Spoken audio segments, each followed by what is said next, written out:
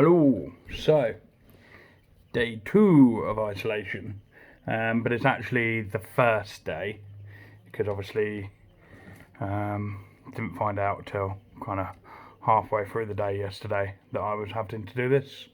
So I did actually see someone yesterday morning, and unfortunately, even though I've said day 2 of isolation, there was a little mix-up where one of my friends decided to come up anyway. Didn't realise I was isolating, so came in my room and I was like, get out. So yeah, I've kind of saw him briefly, but wasn't in contact with him or anything. And made sure any surfaces he came in contact with I wiped down after, such as the door handle, etc. So yeah, kind of isolation, but he knows now, and the door's very firmly locked, and I'm sure people will be staying away. My family know, my close friends know, so yeah, here's what it is. Day 2, but the first full day, and unfortunately not even a complete day of isolation, but yeah, still feeling quite positive, considering. I kind of get more anxious in the evenings when I'm laying in bed.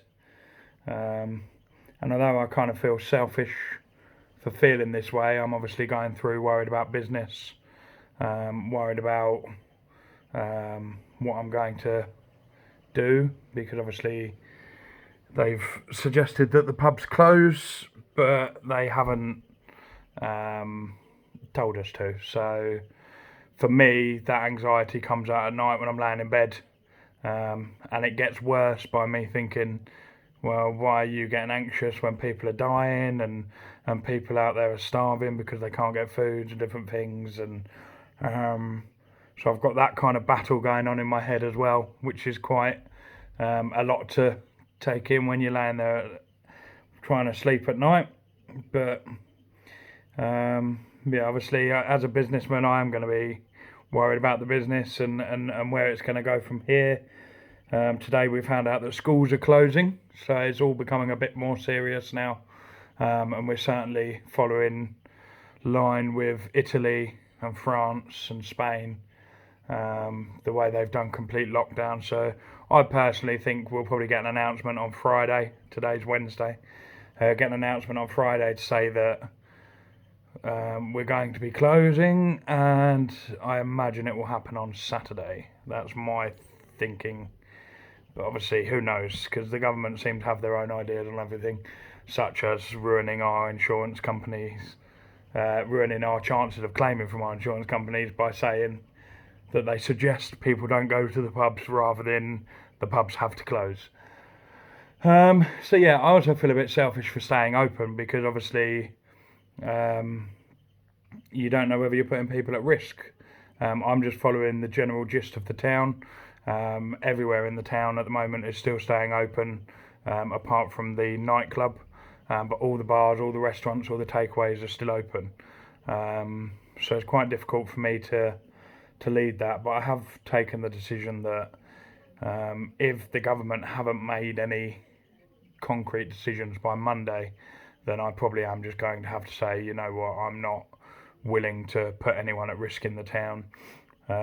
We've got through the weekend, and that'll be our last trading period until things get better, I suppose. So yeah, all a bit worrying, but still trying to stay positive.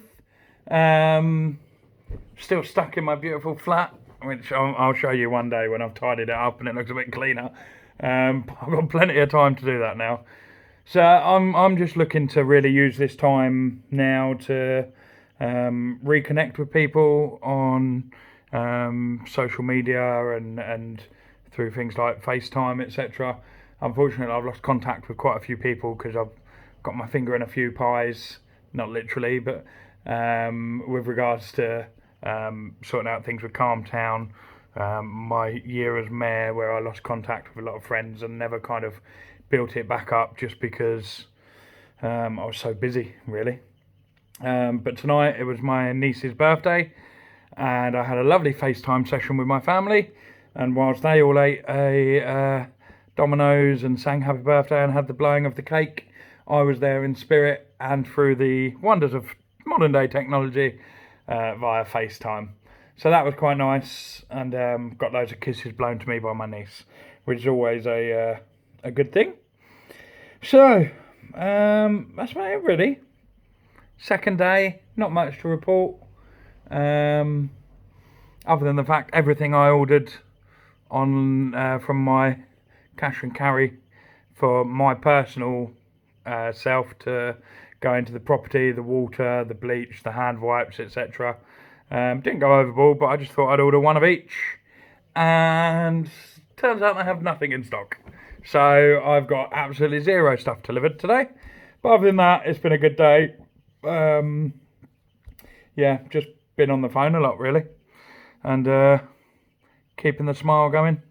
I'm about to head upstairs and do some sorting out in one of my spare rooms. It used to be my office, but now I've moved my office into my front room / bedroom / office, where I live essentially. So I'm going upstairs to sort out all the things from about 2 years ago that are in my office. So that's about it. Thank you so much for listening.